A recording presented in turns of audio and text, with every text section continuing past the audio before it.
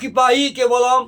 আজ আমি আপনাদের আলোচনা করছি বাড়িতে চুরি বা কোনো জিনিস হারানো রোধ করার উপায় বা টোটকা। কোনো জিনিস হারিয়ে গেল, পাচ্ছেন না, বা বাড়িতে চুরি হয়ে যায়, তার জন্য এই টোটকাটি প্রয়োগ করলে আশানুরূপ ফল পাবেন।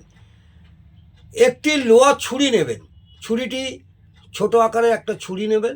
ছুরিটি পরিষ্কার সুন্দর, কোনো রকম মরিচা ধরা না থাকে।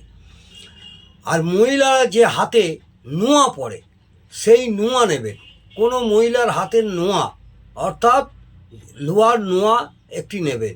নিয়ে যে কোনো পীঠস্থানে মায়ের মন্দিরে যাবেন, গিয়ে নাম গোত্র দিয়ে ফুল ফল মূল দিয়ে যেমন পুজো দেয় সেইভাবে আপনার মনস্কামনা জানিয়ে আপনি পূজা দেবেন।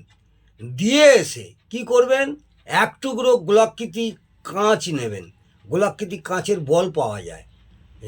ছোটোবেলা আমরা সেই কাঁচের গুলি খেলতাম, সেই ধরনের একটু বড় আকৃতি একটা কাঁচের বল নেবেন। নিয়ে লাল শালু কাপড়ে মুড়ে বাড়িতে যে কোনো স্থানে লুকিয়ে রাখবেন। দেখবেন আপনাদের বাড়িতে কোনো দিন চুরি হবে না বা জিনিস হারিয়েও যাবে না। এই প্রতিকারটি করে দেখুন, আমি বলবো এতে আপনারা অনেক ফল পাবেন এবং আশানুরূপ ফল হবেই হবে। নমস্কার, জয়।